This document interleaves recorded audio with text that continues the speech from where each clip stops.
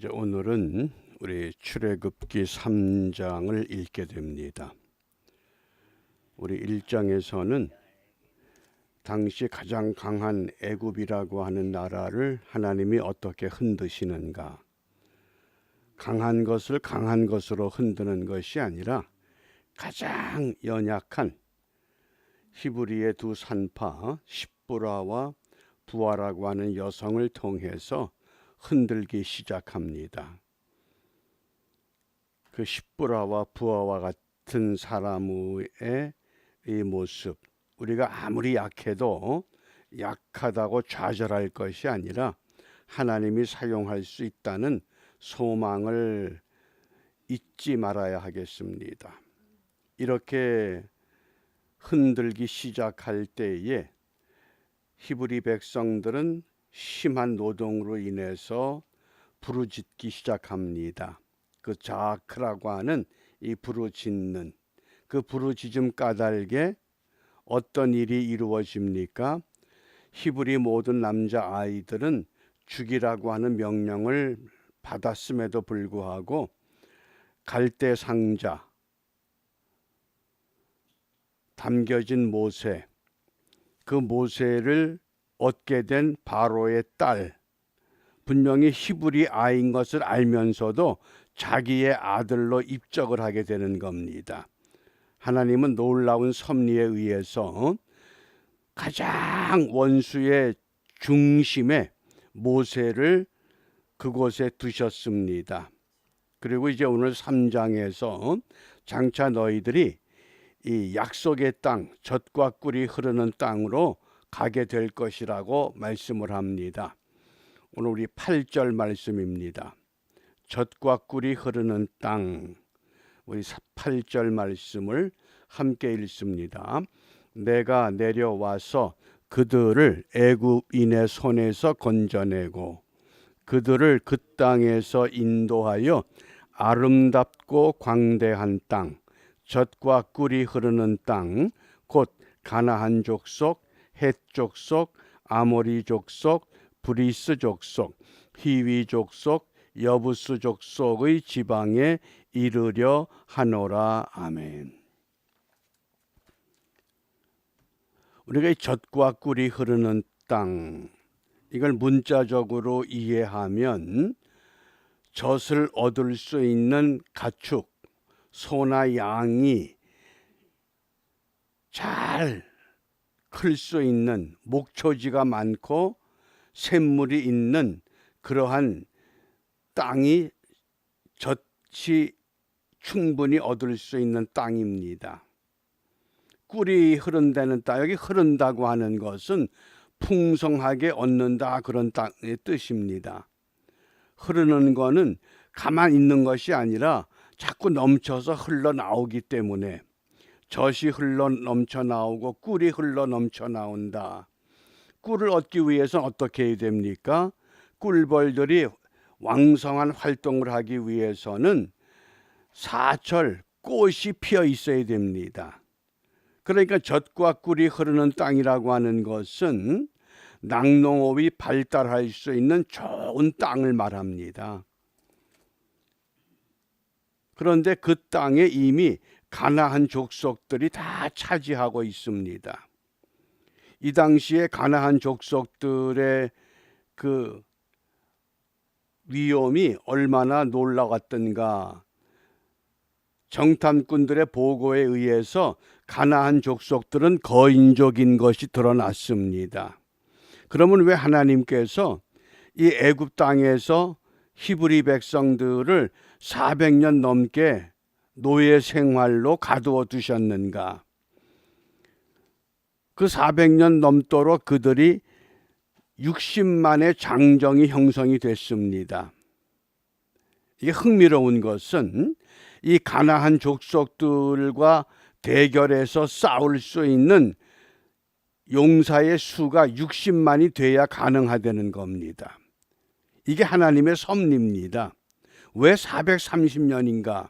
가나안 족속들이 막강한 힘을 갖고 있기 까닭에 그 힘과 겨루기 위해서는 그만한 시간이 걸린 겁니다.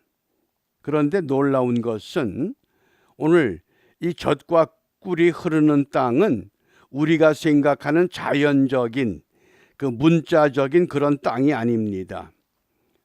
하나님의 축복과 언약이 임하는 땅이라고 하는 것, 그것을 우리 주님께서는 씨 뿌리는 비유를 통해서 30배, 60배, 100배의 결실을 거둔다 이렇게 말씀하셨습니다. 우리가 농사를 지어보는데 100배의 결실은 얻기가 어렵습니다. 그러나 하나님의 축복과 언약이 임하게 되면 반드시 그것이 가능하다고 하는 것을 오늘 우리에게 말씀을 합니다. 그러면 오늘 이 젖과 꿀이 흐르는 땅에 대한 이해가 두 가지 측면이 있습니다. 하나님이 약속하신 가나안이라고 하는 젖과 꿀이 흐르는 땅이 있는 반면에 또 일부에서는 젖과 꿀이 흐르는 땅을 어떻게 이해했는가? 민수기 16장 13절입니다. 이 배경을 잘 이해하셔야 됩니다. 고라의 자손들이 특별히 다단과 아비람과 온이라고 하는 이 족장들, 이 지도자들과 족장 250이 결탁을 해서 모세와 아론에게 반기를 들었습니다. 반기를 든 이유가 간단합니다. 우리 온 회중이 다 거룩한데 어떻게 너희들만 지도자가 될 수 있느냐? 우리도 지도자가 돼야 되겠다. 그리고 이유를 댔습니다. 그게 민수기 16장 13절입니다. 여기서 젖과 꿀이 흐르는 땅을 어디를 가리키는가를 우리가 주시해서 읽어야 됩니다. 함께 읽습니다. 내가 우리를 젖과 꿀이 흐르는 땅에서 이끌어내요. 그러면 이때 젖과 꿀이 흐르는 땅은 어디입니까? 이거 애굽입니다. 히브리 백성들의 어느 일부는 그것도 이 아론의 이 지파의 반열의 사람들이 애굽이 젖과 꿀이 흐르는 땅이야. 그리고 광야에서 죽이려 함이 어찌 작은 일이기에 오히려 스스로 우리 위에 왕이 되려 하느냐. 우리는 지금 젖과 꿀이 흐르는 땅이 아니라 광야에 있다고 탄식한 겁니다. 이게 고라 자손들의 반역의 원인이 됐습니다. 가도 어떻습니까? 물이 없어서 목마르다 불평하고 먹을 것이 없어서 메추라기와 만나를 먹어야 되고 춥기 때문에 구름기둥과 불기둥이 있어야 되고 그게 무슨 젖과 꿀이 흐르는 땅이냐? 우리가 애굽에서 종살이 했지만은 그것이 젖과 꿀이 흐르는 땅이다. 어떻습니까? 그런데 왜 하나님은 가나안 이 족속들이 살고 있는 그 땅을 젖과 꿀이 흐르는 땅이라고 하셨는가? 그 이제 이 배경을 우리 신명기 말씀에서 정확하게 이해할 수가 있습니다. 신명기 11장 10절입니다. 이 애굽 땅이 어떤 모습인가? 내가 들어가 얻으려 하는 땅은 어디죠? 가나안 약속의 땅은 네가 나온 애굽 땅과 같지 않다. 애굽 땅과 비교하면 도저히 그것은 농사 지을 만한 가축을 기를 만한 땅이 아니라고 하는 것을 명시하고 있습니다. 왜냐하면 거기서는 너희가 파종한 후에 발로 물대기를 채소밭에 댐과 같이 하였거니와. 애굽에는 나일강이라고 하는 4대 문명의 발상지 중에서도 가장 입지 조건이 좋은 나일강이 있습니다. 그 나일강이 1년에 한 번씩 범람하게 되면 그 강 바닥에 있던 퇴적물들이 한 곳에 모여서 삼각주 델타라고 하는 땅을 만들어내기 때문에 거름을 할 필요가 없습니다. 농사만 지으면 풍년입니다. 그게 애굽입니다. 또 물대기가 얼마나 좋은지 그 수차라고 하는 물레방아처럼 생긴 그 수차를 발로 밟아주기만 하면 물은 얼마든지 풍성하게 농지에다가 공급할 수 있습니다. 그러니까 내가 나온 애굽 땅과 같지 않다. 거기서는 너희가 파종한 후에 발로 물대기를 채소밭에 댐과 같이 하였거니와. 그런데 그 다음에 11절 12절이 중요합니다. 11절 말씀에 너희가 건너가서 얻을 땅은 산과 골짜기가 있어서, 산과 골짜기 어떻게 농사를 짓습니까? 심지어 하늘에서 내리는 비를 흡수하는 땅이요. 비가 내리면 땅이 전부 흡수해 버려서 농사 지을 물을 구하기가 어렵다는 겁니다. 그러니까 애굽 땅은 젖과 꿀이 흐르는 땅으로 느껴지는데, 약속의 가나안 땅은, 하나님이 주시는 기업의 땅은 이건 도저히 젖과 꿀이 흐르는 땅이 아니라고 하는 것을 분명히 밝히고 있습니다. 그런데 왜 젖과 꿀이 흐르는 땅이냐? 이게 12절이 결론입니다. 내 하나님 여호와께서 권고하시는 땅이다. 하나님께서 주관하시는 땅이다. 어떻게 주관하시느냐? 세초부터 세말까지, 연초부터 연말까지 1년 내내 내 하나님 여호와의 눈이 항상 그 위에 있느니라. 그러니까 약속의 땅 이 팔레스타인은 이른 비와 늦은 비만 기다립니다.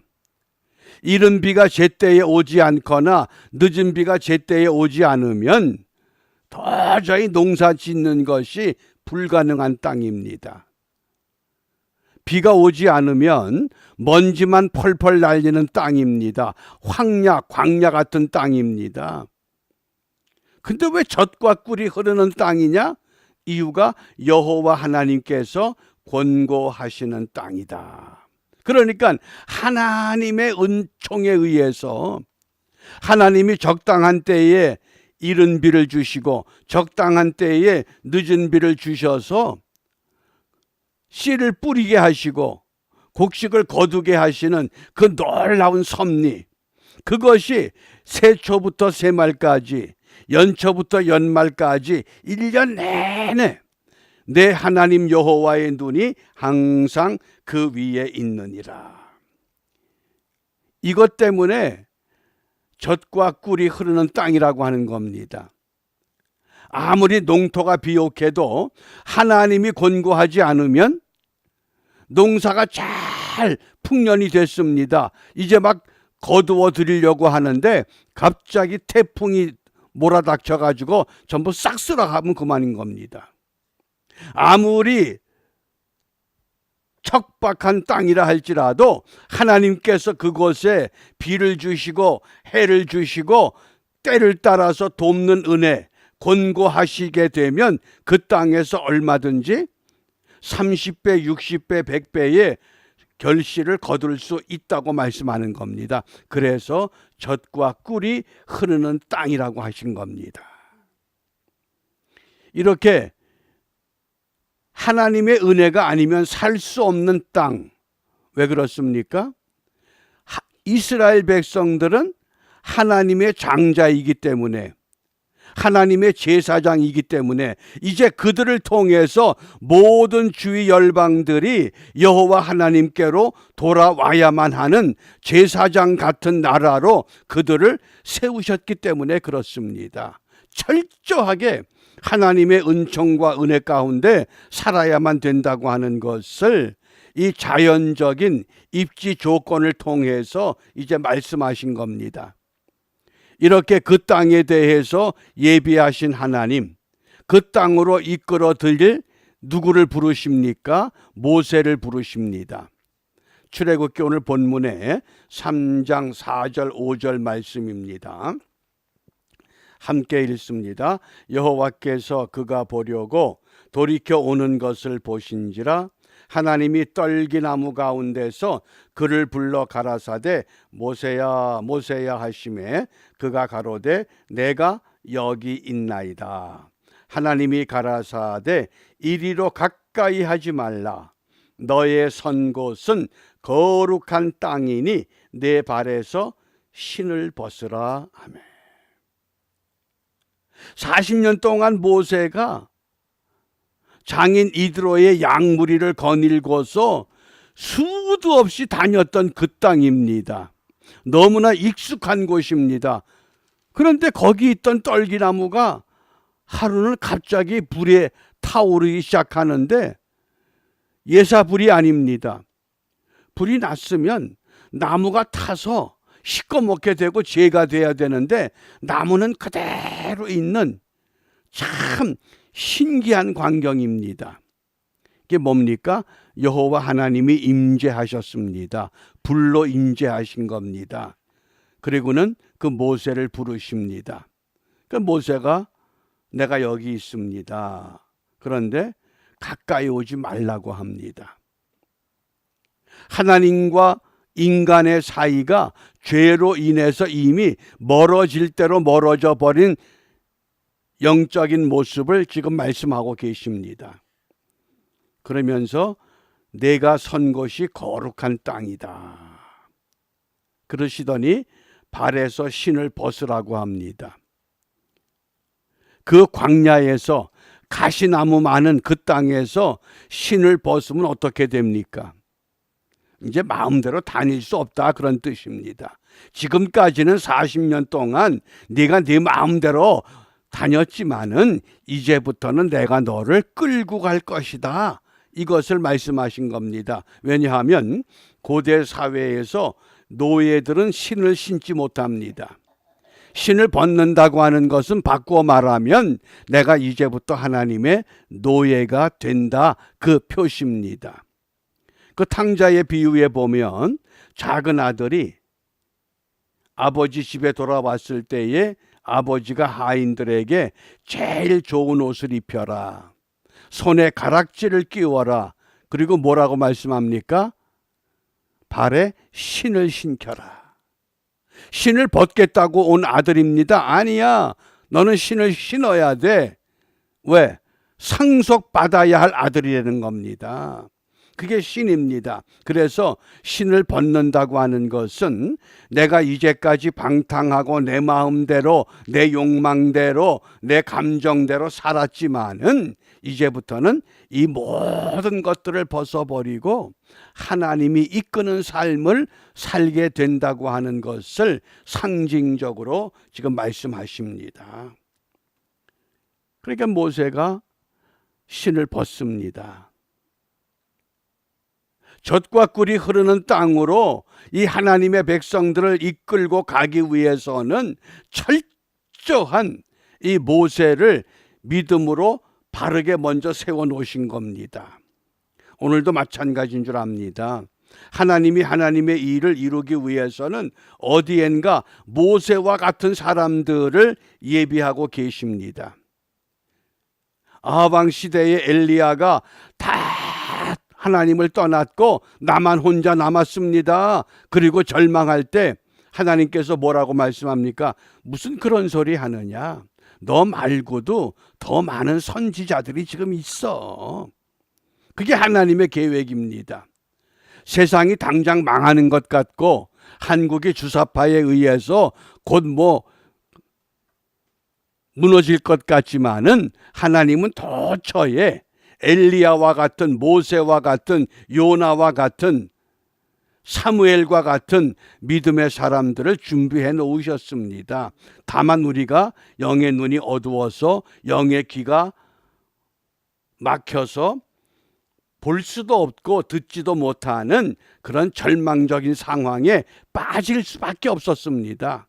그러나 오늘 분명히 역사의 주인 되시는 하나님, 결코 그대로 버리지 않으신다고 하는 것을 오늘 우리에게 말씀하신 겁니다.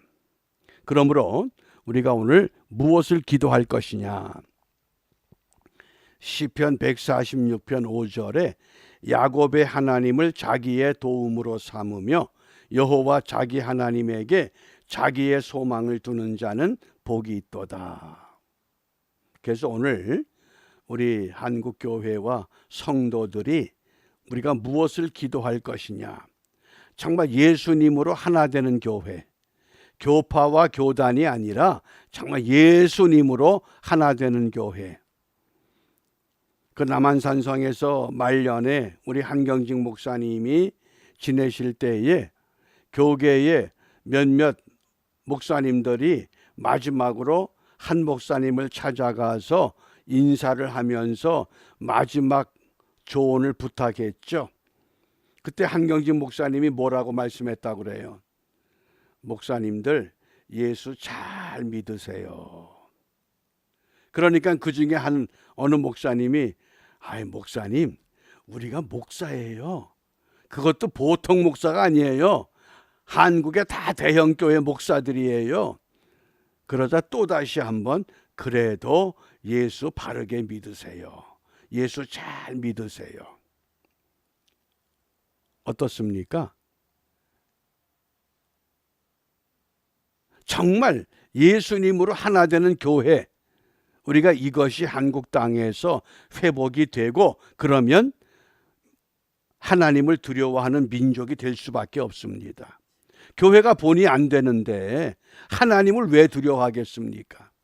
그래서 예수님으로 하나 되는 교회를 회복하면 반드시 하나님을 두려워하는 민족으로 거듭나서 이 마지막 때에 하나님의 이 복음의 도구로 내 발에서 신을 벗으라. 그래서 정말 하나님의 새로운 도구들로 우리가 쓰임받는 그 역사, 이것이 반드시 우리 시대의 역사의 현장에서 우리가 눈으로 목격할 수 있는 그런 은혜를 우리가 함께 사모하면서 오늘도 믿음으로 우리의 삶을 결단하고 내일 또 주일에 함께 모여 예배할 때 그 예배의 자리가 예배를 통해서 우리가 다짐했던 그 믿음과 우리의 삶이 더 강력하게 하나님의 기름 부음으로 채워지는 은총을 함께 준비하는 복된 하루가 되시기를 바랍니다. 기도합니다. 역사의 주인 되시는 아버지 하나님 감사합니다. 430년 애굽의 노예 생활하며 심한 고역으로 부르짖던 하나님의 백성들, 그들을 위해서 하나님께서 모세를 준비케 하시고 모세를 부르셨던 것처럼 오늘날 이 시대에도 도처에 하나님의 일을 위해서 준비하며 예비하는 믿음의 사람들이 있음을 분명히 깨닫게 하시고 우리가 눈에 보여지는 현상 까닭에 귀에 들려지는 소리 때문에 실망하거나 좌절하지 아니하고 하나님은 반드시 하나님의 때에 하나님의 구원의 역사를 이루어내실 것이라고 하는 믿음과 소망을 갖고 먼저 한국교회가 예수님으로 하나 되는 교회가 될 수 있도록 축복하여 주시옵소서. 교단과 교파가 중요한 것이 아니라 우리가 믿는 주는 그리스도시요 살아계신 하나님의 아들 되시는 예수님으로 온 교회가 하나 되게 하시고 이러한 교회가 믿음 가운데 바르게 세워졌을 때에 교회를 지켜보는 모든 성도들과 모든 백성들이 여호와 하나님을 두려워함으로 인하여 장차 한반도 땅에 일어날 하나님의 부흥과 기적을 우리가 함께 소망하오니 이것이 속히 이루어질 수 있도록 축복하시고 이 일을 위해서 우리 모두가 함께 준비케 하여 주시옵소서. 이러한 믿음으로 오늘 하루 우리가 경주하게 하시고 내일은 거룩한 주일 모든 성도들이 섬김의 자리에 나아가 함께 예배할 때에 마지막 때에 남녀 종들에게 부어주시마 약속하신 보혜사 성령으로 임재하시고 충만케 하셔서 새로운 역사를 이루게 하여 주옵소서. 예수님 이름으로 기도합니다. 아멘.